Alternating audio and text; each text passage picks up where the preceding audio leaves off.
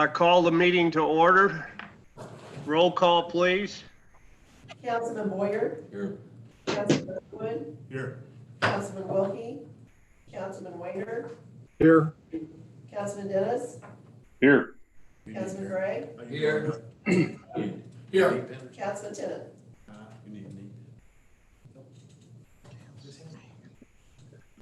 Pledge of Allegiance.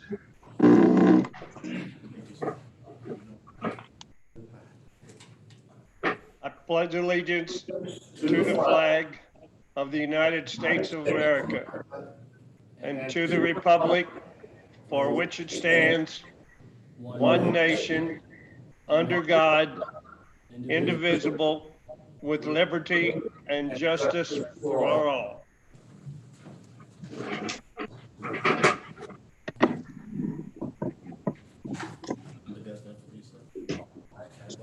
Can everybody hear me? Yes, sir. Okay, Yes. there we go. Approval of the consent agenda. The warrants for tonight's meeting is $176,933.65. Entertain a motion to approve the consent agenda. So moved. Second. Motion's been made and seconded. Roll call, please.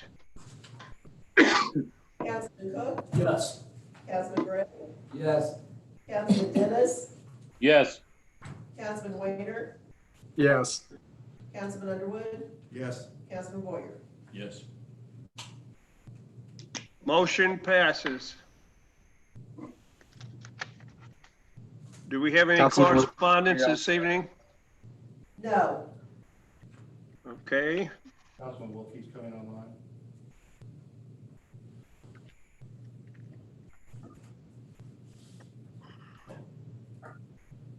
Remarks of visitors. Did we receive any? No. No. No remarks of visitors. Bids. Public Works, we have a West Main Street water main material bid. This is just materials only. We're going to do all the work.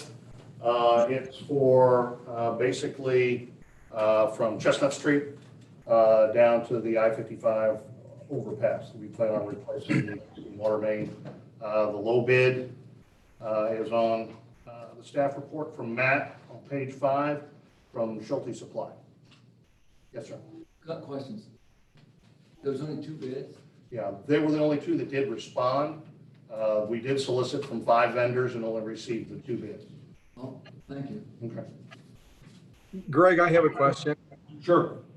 Have we experienced any problems receiving material from any distributors, any suppliers? To date, we have not. Obviously, water and sewer supplies have not been difficult to source. And street materials, concrete, asphalt have not been difficult to source to date. Really, the only hangup we've had is the usual seasonal startup of the asphalt plants is the main issue we've had to date. Thank you. Mhm.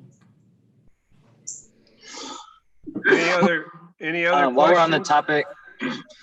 topic of the roads, I just wanted to put in, I've been having questions throughout town when I've been talking to people as far as like, they would like to know about road closings or like which roads are on the list for future pavement or chip replacement, however, as a city, since, you know, we kind of know by looking at residents, a lot of them don't know and are wondering, have been asking me. So I just wanted to kind of throw that out there while we're talking about it. Councilman Wilkie, we are in the midst of approving a bid. We'll talk about roads later. Sorry, I just popped on. I had to move my chickens out of town today. Okay, we have a bid from, the low bid is from Schulte Supply for $42,203.90. I'll entertain a motion to approve the bid. I'll make that motion. Okay. Motion's been made and seconded. Roll call, please. Councilman Gray, Yes. Councilman Cook, Yes. Councilman Dennis, Yes. Councilman Weiner, Yes. Councilman Wilkie, Yes. Councilman Underwood, Yes. Councilman Boyer. Yes. Motion to approve the bid of Schulte Supply for $42,303.90 has passed.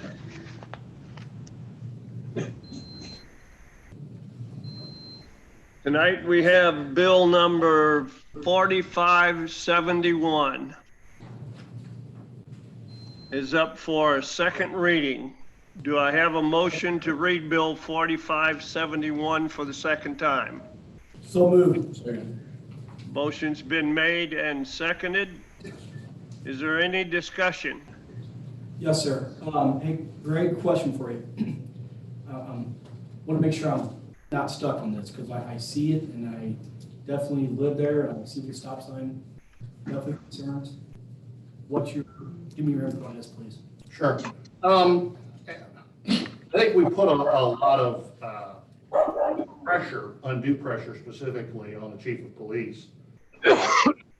Whereas a lot of the newer subdivisions, as they come into the city, go through a full plan process. Bill, you're familiar with this, obviously. You know, the building department spends a lot of time eventually planning and zoning, and then ultimately the council approves a subdivision when it comes into the city. So I think that whether it impacts tonight's discussion or not, I think moving forward, it would be wise of us to consider broadening our review process on these, not to not include the street department, to not include the planning department as part of, because it's really it is more than just safety. Obviously, it's part of the development of the city at the same time. So you want safety as a factor, and that's why the chief's involved. But I think you also need to have the planning department involved as well. So should we put the brakes on this and let everybody review this? Your call. I'll defer to your discretion. I do think that we should take a look, though, at our process of approval when we're looking at any type of street improvement or change, whether it's a speed We should limit. definitely take a look at that process. I would.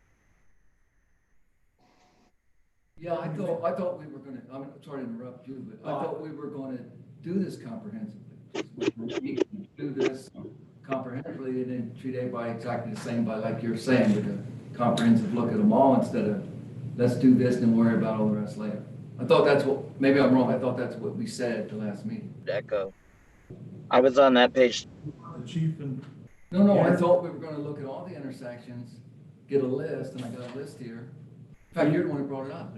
When you say all, though, what do you mean, like? Wherever anybody thinks they're needed for safety, in the same type of intersections as these two. As I recall, Bill brought up at the last meeting, he could think of a number of places around town that would need to be reviewed.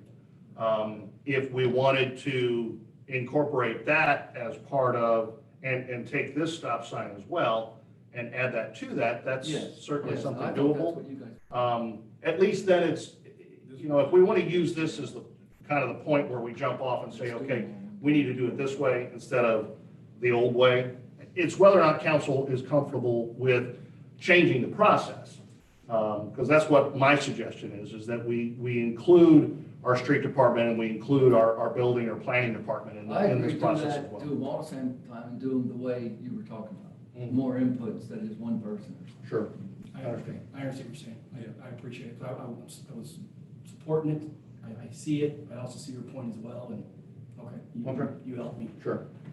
That's all I had, Mr. Mayor. I don't think anybody else. Alrighty. Is there any other discussion for this bill at this time? You as well, Bill. I just want to echo what Bill was saying and Mike was saying, and just kind of reiterate. I think that as a whole, we need to look at the future planning of the city that we paid a lot of money for, and look kind of at that instead of just doing the hodgepodge stop signs in neighborhoods, because we can do other things to slow traffic down in neighborhoods, whether it's foot patrol and police officers or more of a presence. Now that we've got public safety money, I just wanted to throw that in there while we were on the subject. Is there any other discussion?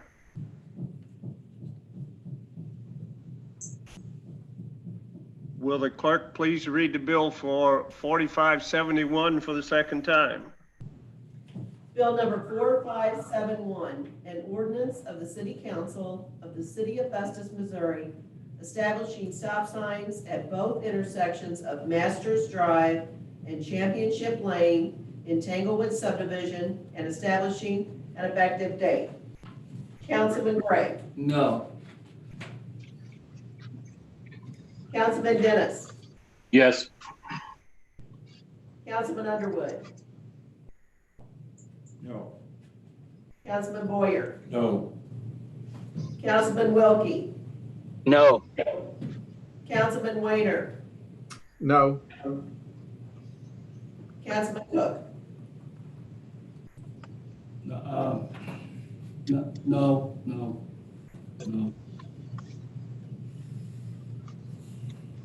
Bill 4571 has not passed.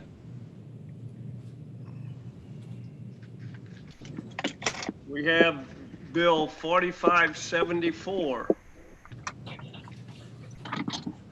Would the clerk please read Bill 4574 for the first time? Bill number 4574, an ordinance of the City Council of the City of Festus, Missouri, granting a 15-foot ground easement across city-owned ground at 2250 Sunshine Drive, West City Park, to Union Electric Company, doing business as Cameron, Missouri, as described in Exhibit A attached here to, and establishing an effective date.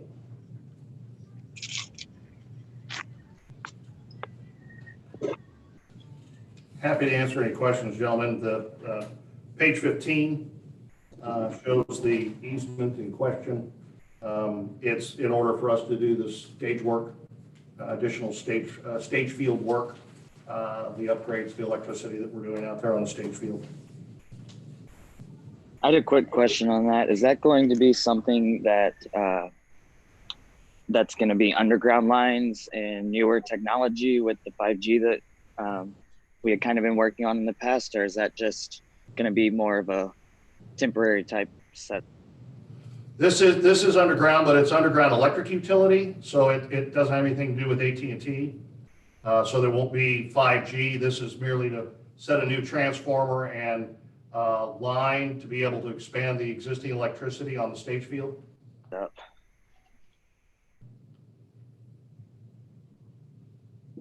Is there any other discussion?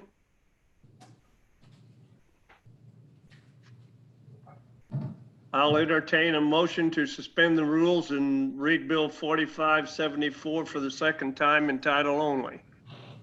So moved. Motion's been made. Second. Do we have a second? Second. Second. Thank you. All those in favor say aye. Aye. All those opposed? Hearing none, motion carries. Madam Clerk, would you read the Bill 4574 for the second time, please?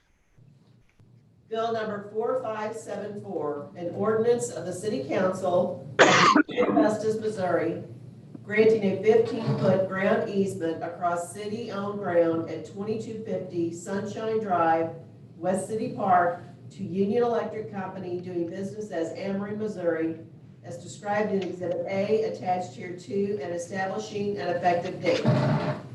Councilman Cook. Yes. Councilman Gray. Yes.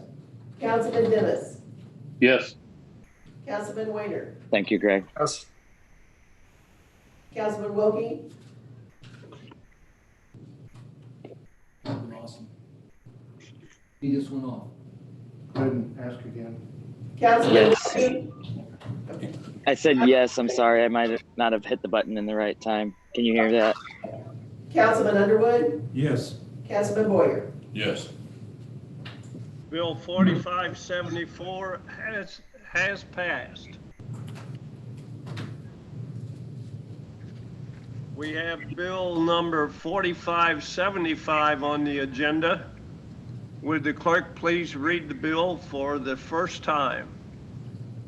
Bill number 4575, an ordinance of the City Council of the City of Festus, Missouri, amending Chapter 385 of the Code of Ordinances of the City of Festus to amend certain provisions relating to towing of vehicles within city limits, repealing all ordinances or parts of ordinances in conflict herewith, and establishing an effective date.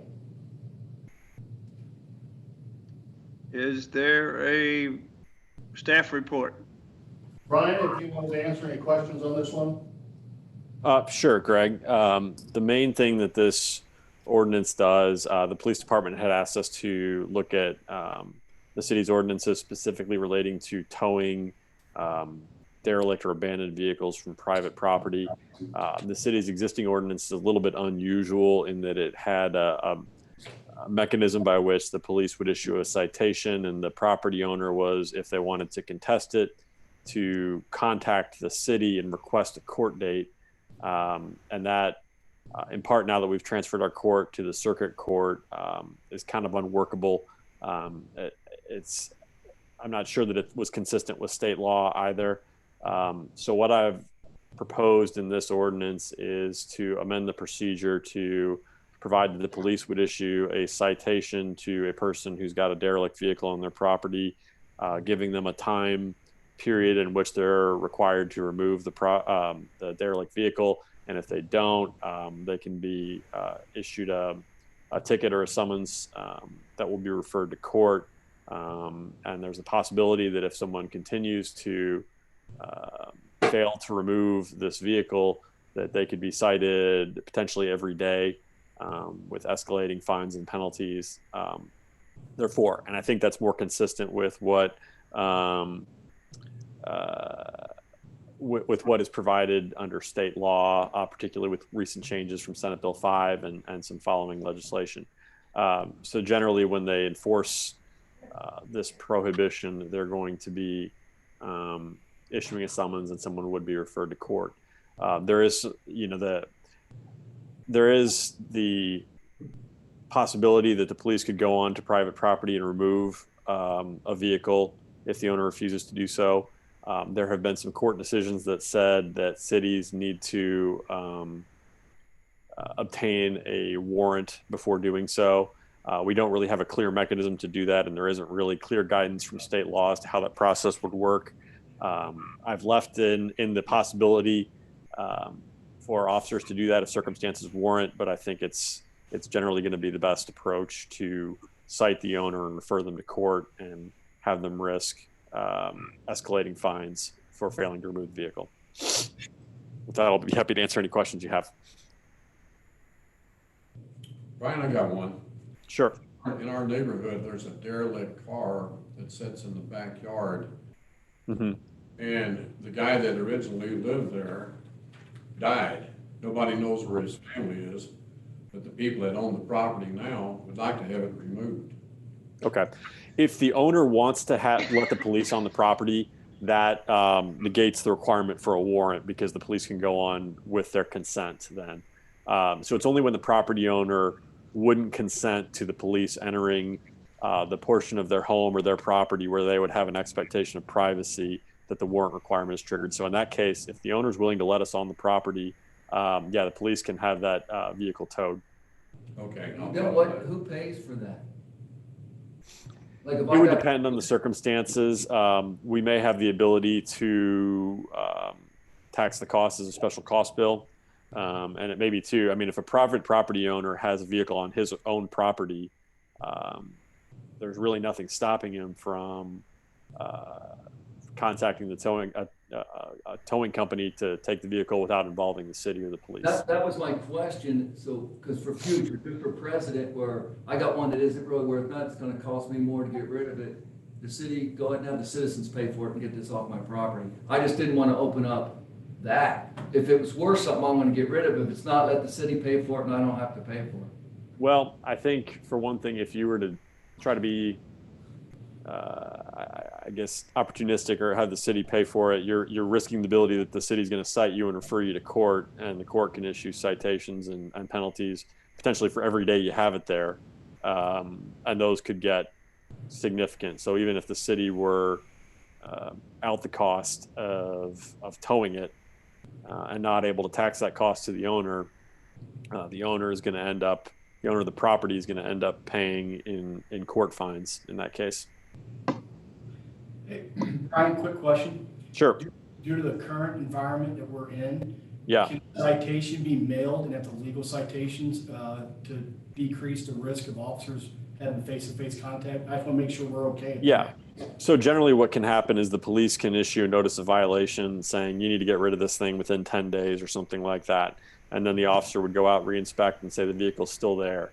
Then what they can do is get in touch with me as the state prosecutor, and then I can issue a court summons, and that can be mailed to the defendant at their last known address.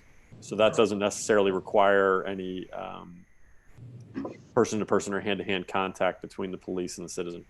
Okay, thank you, sir. I'd like to ask one more thing. Sure. I would like to see, I love the ordinance, but I would like to see it that it's not pick and choose, we'll charge him, not him, case by case, that everybody's treated equal, and it just goes with the property. If there's a cost, $100, 200, it goes against the property, not you pay, you don't, you pay. I just don't think it looks good. I understand, and to a certain degree, it just depends on how the individual property owner behaves. I mean, if they, as soon as they get their citation or the notice of violation, if they then remove the property before the police come back to re-inspect, then everything's done, and that's the city doesn't really bear any expense in that. I mean, if they don't do it.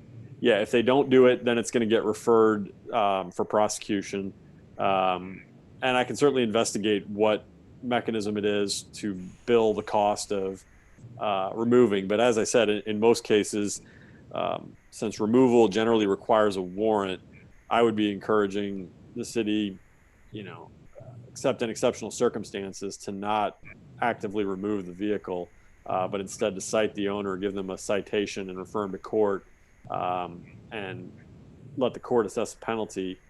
And the owner, even while the court case is pending, can be cited again and again and again if they refuse to move the vehicle. And at a certain point, my assumption is that most people are going to look at the stacking of citations on their desk and realize that there are going to be repercussions if they don't remove the vehicle of their own 100%. volition. That'll be in there. We won't ever let it go. That will happen. They will either get one bill or two or three if it adds up. It won't be zero bill, and the citizens pay for it, though. That's in the ordinance, right? I'm not sure I follow. When you said, well, if we do it, if.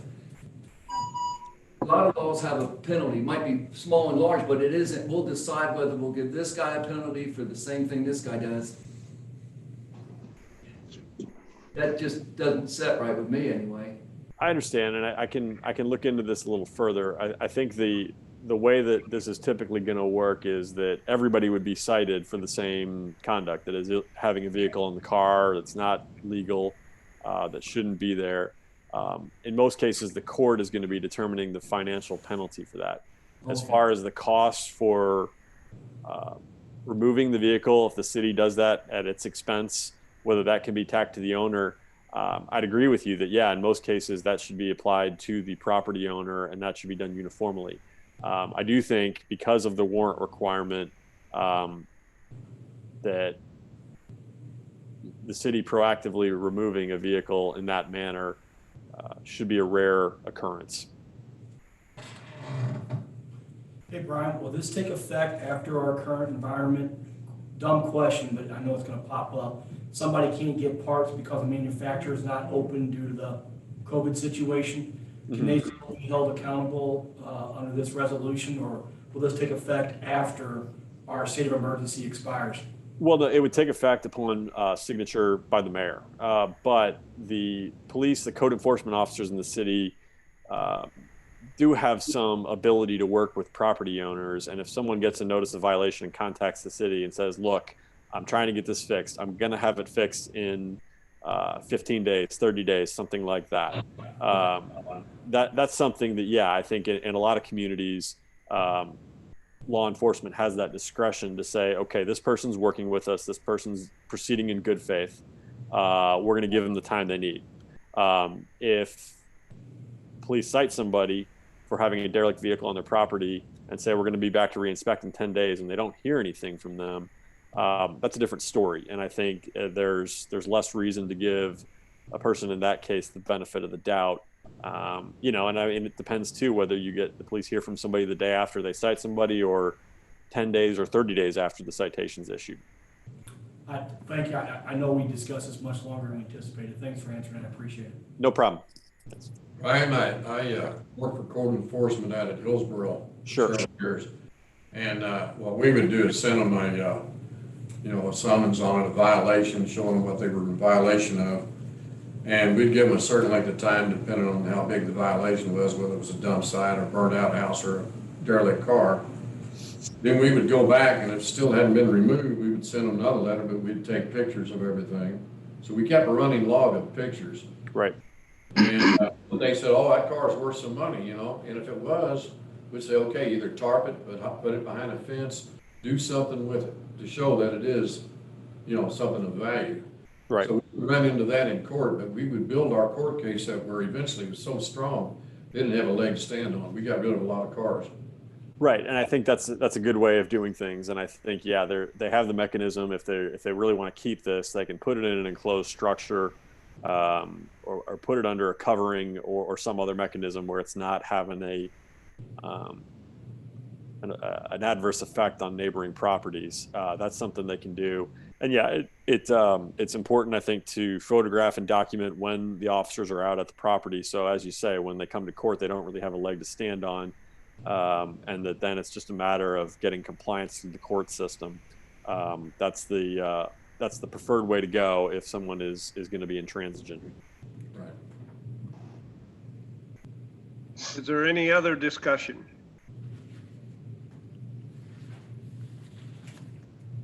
Do I have a motion to suspend the rules and read Bill 4575 for the second time in title only? Making a motion. Motion's been made Second. and seconded. All those in favor say aye. Aye. Aye. All those opposed? Hearing none, motion carries. Madam Clerk, would you please read Bill 4575 for the second time in title only? Bill number 4575, an ordinance of the City Council of the City of Festus, Missouri, amending Chapter 385 of the Code of Ordinances of the City of Festus to amend certain provisions relating to towing of vehicles within city limits, repealing all ordinances or parts of ordinances in conflict herewith, and establishing an effective date. Councilman Boyer. Yes. Councilman Underwood. Yes. Councilman Wilkie. Yes. Councilman Weiner. Yes. Councilman Dennis. Yes. Councilman Gray. Yes. Councilman Cook. Yes. Bill 4575 has passed. New business. We talked last meeting about the audit report. There are hard copies of the audit available. I know you got an electronic copy from Stephanie. It's a clean audit. It's a good audit. We also, as part of our discussion, went ahead and renewed Stop and Van Hoy as our auditor, our external auditor for next year as well. So happy to answer any questions specific to it. I know it's strange circumstances. Normally you have the hard copy and an opportunity to review at length, but happy to talk about it. But overall, no significant findings. As we talked about 2 weeks ago, the only finding was a new GASB regulation regarding the closure of treatment facilities, and without guidance from DNR related to specific costs they would want to see to close the wastewater treatment plant, we really couldn't answer that question or account to that accounting standard. So that was the one thing they gave us on. We're not department audit. Can't figure it out. Okay. That's all I have.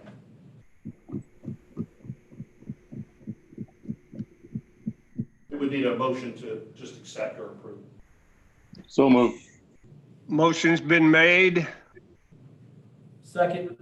and seconded to approve the audit report. All those in favor say aye. Aye. Those Aye. opposed? Those opposed? Hearing none, motion carries. Any old business? None. No old business. Reports, Councilman Gray. I wanted to bring up, oh, never mind, I'll wait for my report. Sorry, y'all. Councilman Gray. Mr. Mayor, I have nothing. Thank you. Councilman Underwood. I have nothing there. Thank you. Councilman Boyer. I'd like to thank Mr. Wendell for, he notified Russ McKenzie's mother of his passing. And the way the police department handled all of that, it was done very professional and courteous. So I want to thank him for that.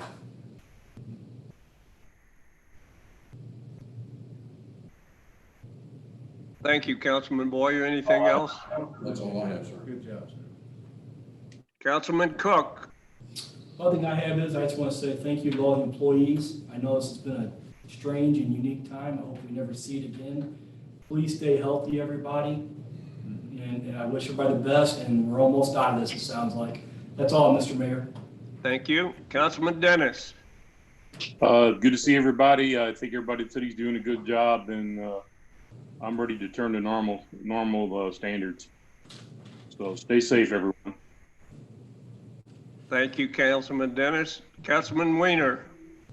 Hey, Greg, on your KJFF administrator time, when is that and what time is it? I'm sorry, Brian, could you repeat the question? You're ready. Sure. You have a administrator, you and Jason are on KJFF sometimes?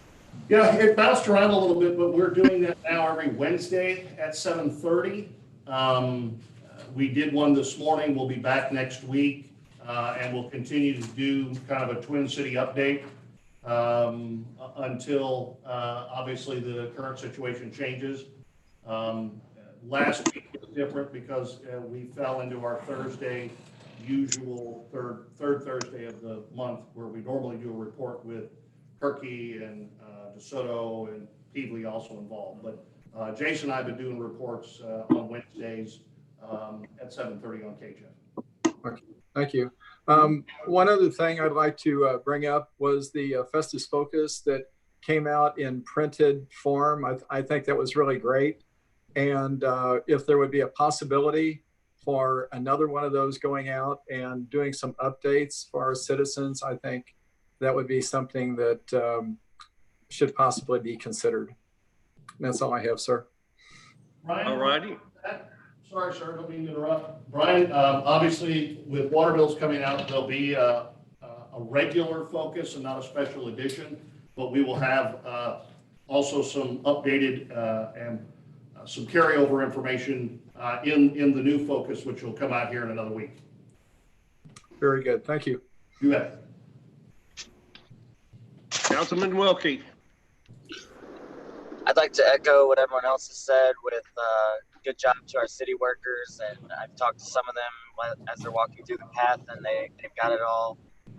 You know, they're kind of in their groove, and I like to hear that. I also want to give a shout out and thanks to everyone else that's working, whether it's fire, EMS, police, any type of first responder in this time, because I know I've heard sirens, and I'm glad that they're there for the call. And then I just wanted to bring up the flower pots again. I'm watering, as I've seen the sign committee working out there, and I've seen Mary Lovelace with their hands and working with people planting those flower pots. I might have dropped in a few flowers here and there around town with my COVID check, but they work really hard at Tanglefoot to make sure that downtown looks great. And I think we as a city should continue to help them and push for more help with them with keeping that downtown area nice. And other than that, I have nothing. I want to wish you all to stay healthy and enjoy some sunshine hopefully soon. And that's all, Mayor. Thank you. We do need a closed session tonight, so I would entertain a motion to go into closed session pursuant to Missouri law. So- Statute 610.021, legal manners, So moved. Subsection 1, just to be clear. subsection 1. Second. Motion's been made and seconded. Roll call, please. Councilman Cook, Yes. Councilman Boyer, Yes. Councilman Underwood, Yes. Councilman Gray, Yes. Councilman Wilkie, Yes. Councilman Weiner, Yes. Councilman Dennis. Yes. Motion carries. We are now into closed session. We'll take a few minutes to be able to do what we need to technically to continue.